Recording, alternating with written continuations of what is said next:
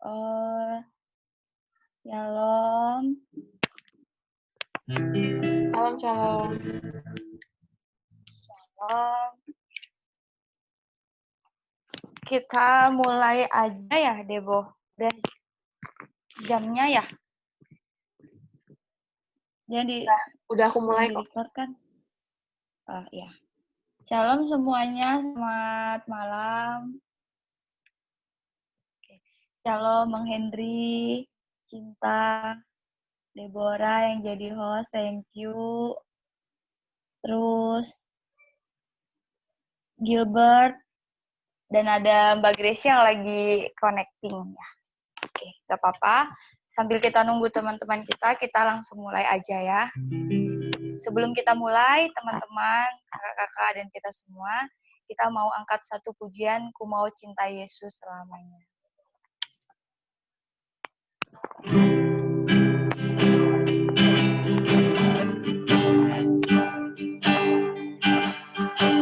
mau cinta Yesus selamanya.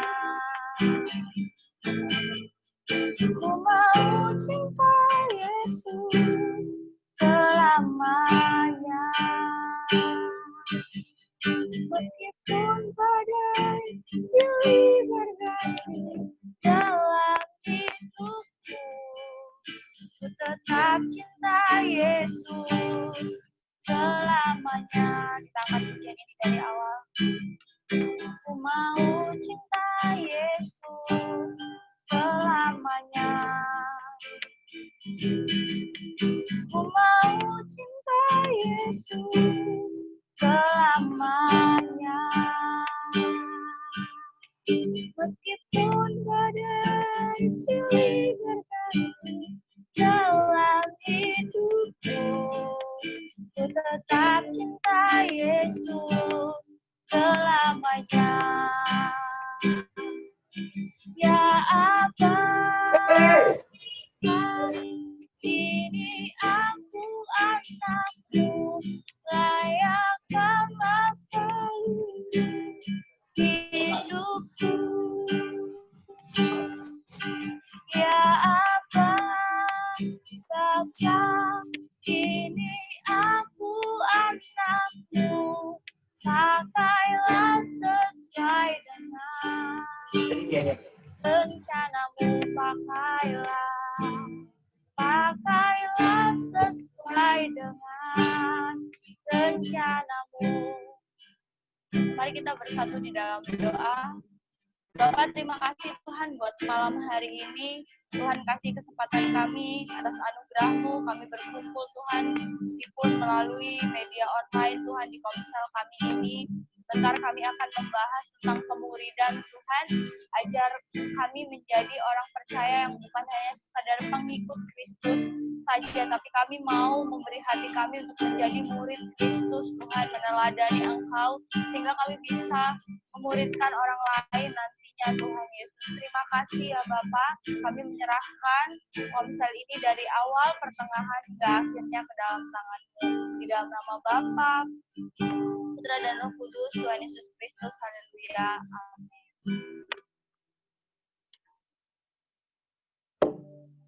Oke, bisa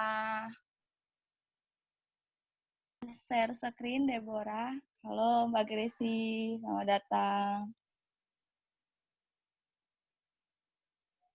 Oke.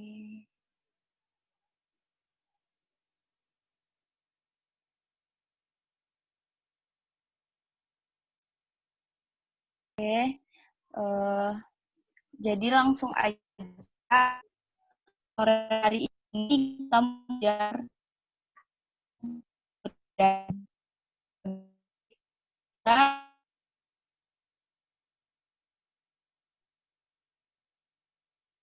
kita bukan yang biasa saja, jadi yang sejati. Beberapa waktu yang lalu saya sudah membuat video di YouTube. Saya sudah bagikan juga ya ke teman-teman tentang penginjilan, bagaimana seseorang itu harus percaya Yesus untuk mendapatkan jaminan kekal. Nah, setelah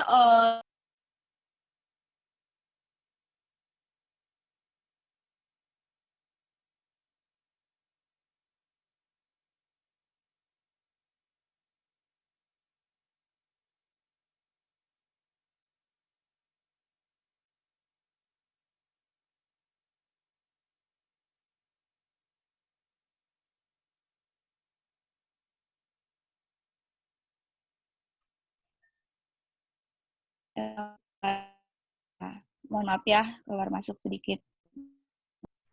Saya izin mematikan video supaya lebih jelas. Nah, perkenalkan nama saya Mika Skarkinasi. Saya mahasiswa STT Karisma semester 7. Ya.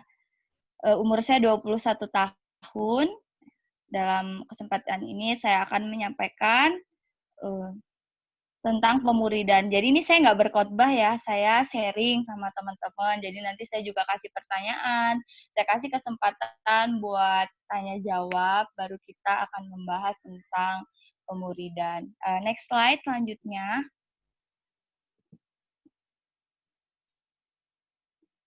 Sebelum kita masuk dalam apa itu pemuridan, saya akan memberikan pertanyaan kepada kita semua yang ada di sini ya. Mungkin 2 orang saja yang mewakilinya.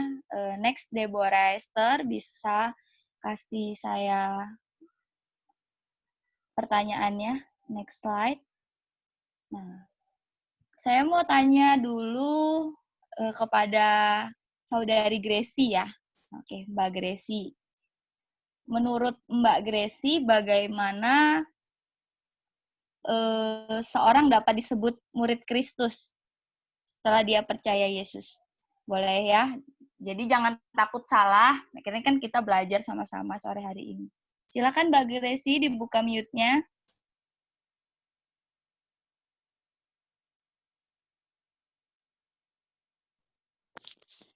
Dia itu harus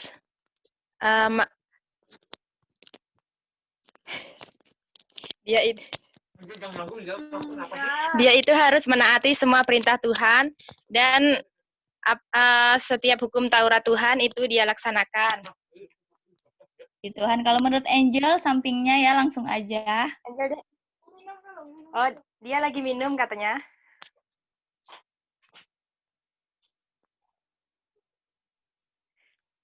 Oh ya, sekarang saya mau tanya pendapatnya Gilbert gimana ya? Bisa jawab?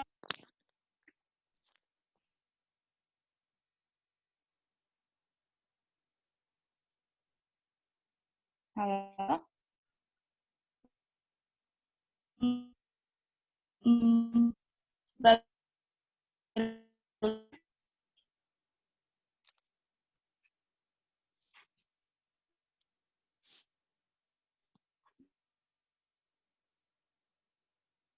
Bisa jawab?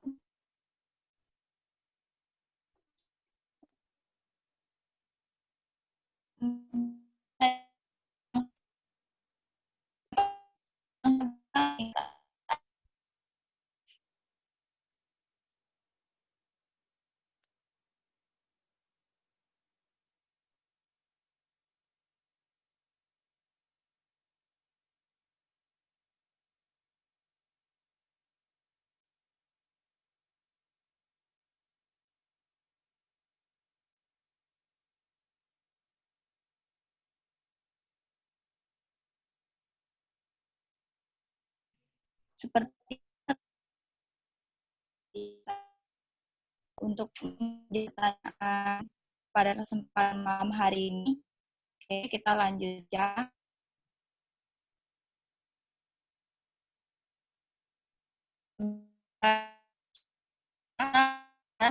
Mengikuti Kristus, tetapi kita harus menjadi seorang murid Kristus. Oke, slide yang setelah pertanyaan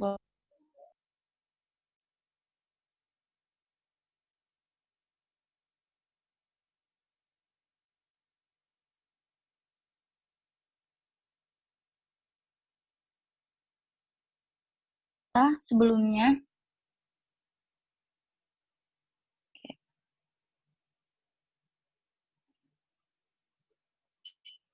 sebelumnya ya, tentang disciple. Oke. Ya. Nah, selanjut lagi deh, Bu. Sorry. Jadi kalau di ensiklopedia di internet, saya coba mencari tentang pengertian murid Kristus. Nah, murid Kristus itu berasal dari bahasa Inggrisnya itu adalah disciple atau sering kita dengar discipleship.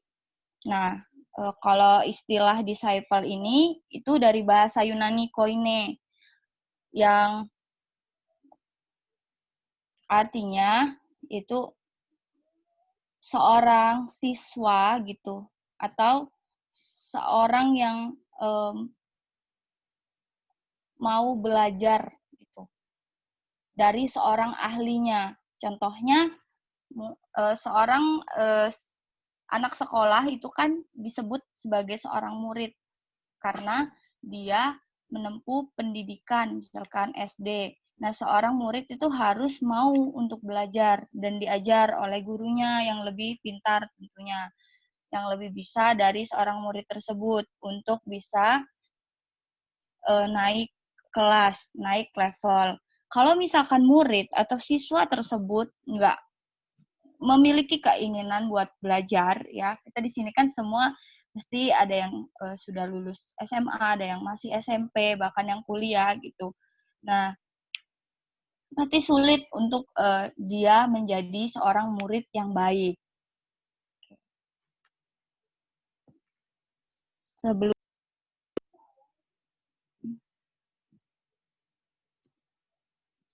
Sebelumnya ya.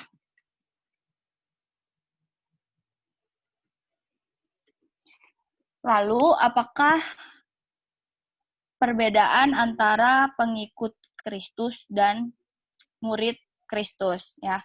Pada dasarnya seorang murid adalah pengikut Kristus. Tetapi kalau misalkan dia cuma ikut aja, nggak mau jadi murid, nah itu sebenarnya mereka nggak akan mencapai yang namanya dewasa rohani. Karena kalau kita tahu ya, Tuhan Yesus itu banyak pengikutnya. Banyak sekali yang mengikuti Tuhan Yesus. Cuman kalau muridnya itu kan hanya 12 gitu. Yang memang benar-benar mau menjadi murid yang diajar gitu sama Tuhan Yesus. Itu adalah 12 orang. Nah, tandanya sebagai orang percaya yang sudah diselamatkan, yang sudah percaya Tuhan sebagai Tuhan dan juru selamat secara pribadi, kita mau ambil keputusan tidak hanya sekedar pengikut tok gitu, maksudnya pengikut saja, tapi kita mau buka hati untuk mau diajar oleh orang-orang yang Tuhan sudah percayakan dalam hidup kita, ya kita dimuridkan untuk nantinya kita kembali memuridkan. Nah, tadi pertanyaannya yang saya berikan kepada Mbak Gracie, bagaimana menurut pandangan Anda gitu? Apakah murid Kristus itu, ya jawabannya sudah cukup baik dan kita akan lihat di sini. Nah, yang dimaksud dengan murid Kristus itu ya sudah jelaskan tadi, pengikut dan mau belajar. Jadi intinya dari pemuridan ini dapat diartikan sebuah proses yang terjadi untuk dapat menjadi seorang murid yang memiliki tujuan penting. Jadi pemuridan ini adalah sebuah proses ya yang harus kita lewati. Setelah seseorang percaya, dia harus menjadi murid Kristus. Dan setelah dia menjadi murid Kristus, dia harus juga melahirkan murid Kristus lagi gitu, yang baru. Jadi ada regenerasi. Seorang pemimpin yang baik tentunya akan melahirkan seorang pemimpin lagi. Jadi ketika nanti seorang pemimpin itu sudah lanjut usia, dia sudah mempersiapkan pemimpin yang sudah dipersiapkan generasi di bawahnya untuk menjadi pemimpin. Dan prosesnya itu berarti orang yang dipimpin itu harus melalui proses pemuridan. Nah, di kampus kami saya memiliki dosen yang menjadi teladan ya dalam bidang pemuridan, dan saya juga belajar pemuridan, kenal yang namanya pemuridan. Itu saya murid Kristus itu dari beliau, Ferry. Jadi dosen tersebut itu menjadi bapak rohani bagi banyak orang begitu, bagi banyak mahasiswa, dan anak-anak rohaninya itu berhasil gitu. Dia menjadi bapak, dia membimbing, dia melakukan pemuridan seperti ini, dia mempersiapkan pemimpin-pemimpin komsel ya. Komsel itu persekutuan rohani dari 5, 6, 10 orang gitu yang dipimpin oleh ketua komsel gitu. Nah, dia melatih ketua komsel. Nah, jadi nanti ketua komsel yang dia bentuk ini melatih lagi ketua komsel yang lain, sehingga pemuridannya itu berkembang luar biasa gitu sampai membentuk sebuah gereja. Nah, sebagai orang percaya kita nggak mau ya egois gitu. Saya udah percaya Yesus, udahlah cukup sampai di sini. Tapi setiap kita pasti punya kerinduan. Mungkin ada keluarga kita yang masih belum percaya Yesus ya, sehingga kita memiliki kerinduan untuk memenangkan mereka, setelah itu kita muridkan. Nah, dan kita juga harus menyadari apakah saat ini kita hanya menjadi pengikut atau sudah dimuridkan belum gitu. Sudah dimuridkan belum di gereja masing-masing, di persekutuan masing-masing, di komunitas kita masing-masing. Karena penting gitu ya untuk kita menjadi murid Kristus yang sejati. Nah, tujuan murid Kristus itu apa sih gitu ya? Jadi tujuannya itu kita mengalami pertumbuhan. Kristus itu harus tumbuh dan menghasilkan buah. Buahnya itu bisa dilihat. Jadi untuk mengalami pertumbuhan itu butuh proses. Kristus jadi murid Kristus itu perlu bayar harga. Seorang tentara yang untuk menjadi harga ya, melewati pendidikan yang nggak mudah gitu ya. Nah, begitu juga kita harus mau bayar harga untuk mengikuti teladan Tuhan Yesus, meninggalkan kehidupan yang lama ya. Kita baru bersama dengan tiap hari. Dulunya mungkin kita membenci orang lain, itu kalau udah benci susah banget mengampuni. Tetapi setelah kita menjadi murid, kita melihat teladan Kristus. Kristus itu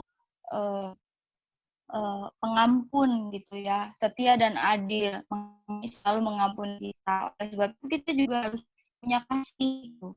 Ya, kita mengampuni orang lain, mengasihi orang lain. Jadi biasanya kita masih terus terlebih dahulu. Lalu yang kedua, kita itu dilatih ajarin hanya ya menjadi contoh saya berikan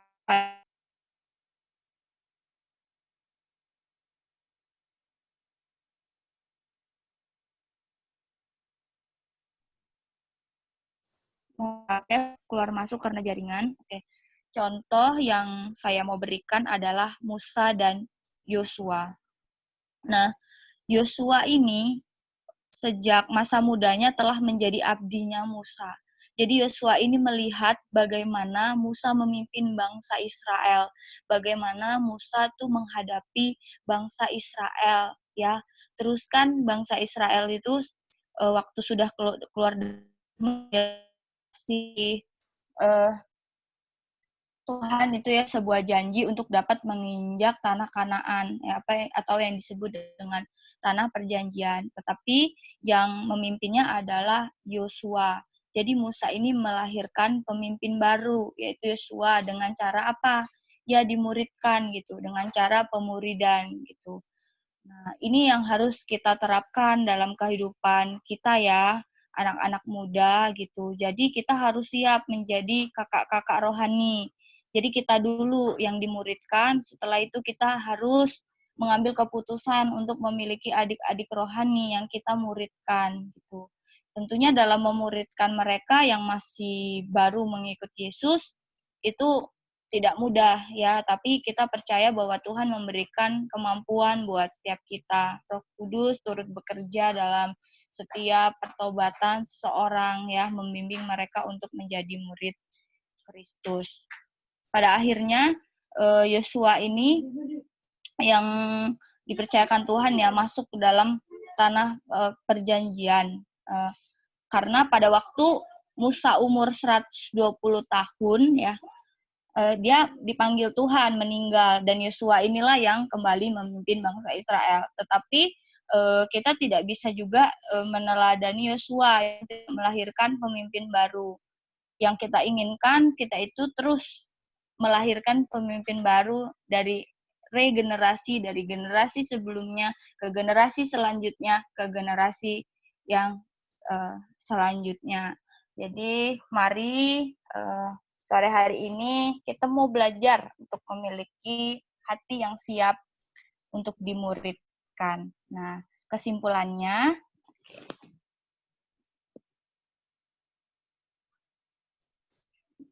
next slide Ibu Ara. Nah, kesimpulannya, sebagai orang percaya, kita tidak cukup sampai menjadi pengikut, tetapi harus bersedia membuka hati menjadi seorang murid yang mau dimuridkan untuk dapat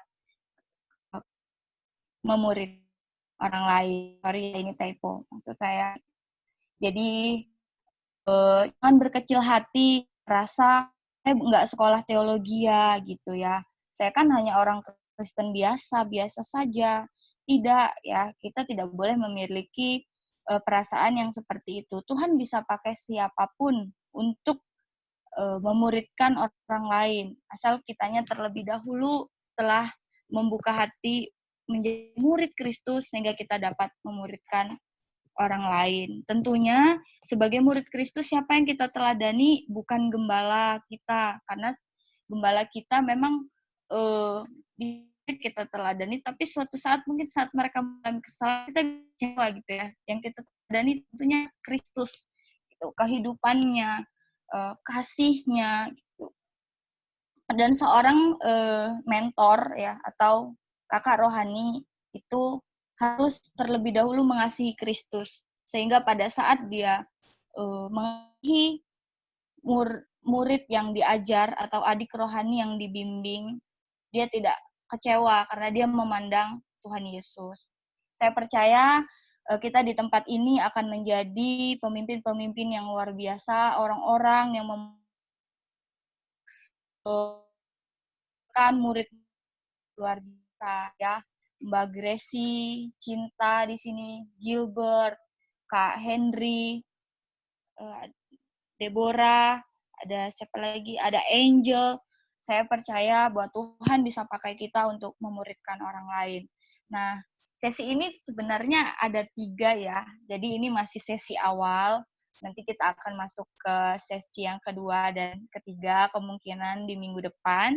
Nanti saya akan beri informasi lagi kepada teman-teman untuk kita belajar bersama tentang murid Kristus. Jadi yang mau saya sampaikan penutup untuk sesi awal, yuk kita mau jadi seperti Musa yang melahirkan pemimpin yang baru.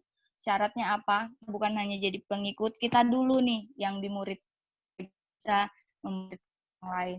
Jadi kita ini perlu banyak-banyak 1, 2, 3, tapi kita benar-benar fokus ya kepada orang tersebut. Nanti orang tersebut bisa kok melahirkan lagi orang-orang yang baru, pemimpin-pemimpin yang baru, yang luar biasa yang mengikuti keteladanan Kristus. Ya, tapi jika Tuhan percayakan banyak, berarti kita bisa bentuk komsel gitu ya, luar biasa. Nah, mungkin itu saja ya pembahasan kita malam hari ini. Terima kasih buat kesediaan waktunya, teman-teman. Saya tahu teman-teman sibuk dan banyak pekerjaan, tetapi saya berterima kasih sudah meluangkan waktu untuk kita mengikuti komsel atau yang disebut dengan kelas pemuridan ini. Nah, minggu depan bisa ajak teman-teman yang lain ya. Nanti kita mau bersatu dalam doa, terus kita foto dulu ya, baru kita bisa sama-sama mengakhiri gitu, keluar. Saya mau memimpin dalam doa kita ya.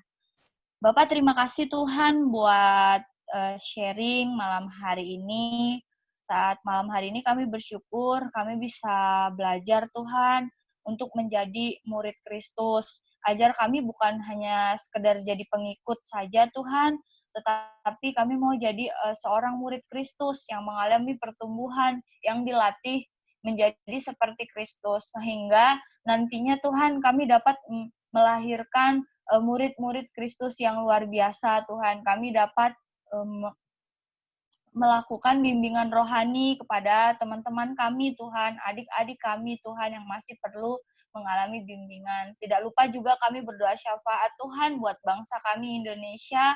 Biarlah kiranya Tuhan Kau memberkati bangsa ini dan kami percaya bahwa keadaan bangsa ini semakin hari akan semakin membaik. Pemerintah kami diberikan hikmat untuk dapat mengatasi COVID-19. Berkati juga TNI Polri Tuhan yang menjaga keamanan bangsa kami.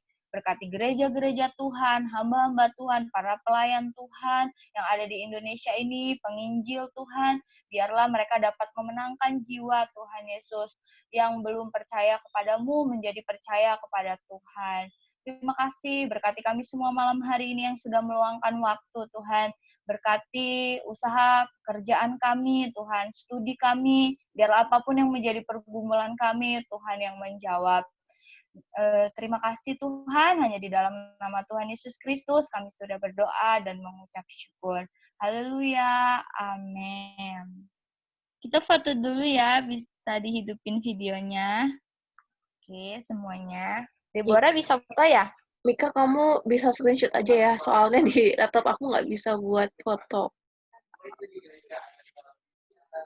Oh, oke. Screenshot ya. Oke. Ini 3, 2, 1. Lagi, sekali lagi. 1, 2, 3. Sekali lagi ya. Oke. 3, 2, 1. Gimana ya? Oke. Ya. Makasih ya Bang Henry. Makasih Mbak Gracie, Deborah yang udah jadi host, Cinta dan Gilbert. Tuhan berkati. Sampai ketemu di pertemuan selanjutnya. God bless. Dah.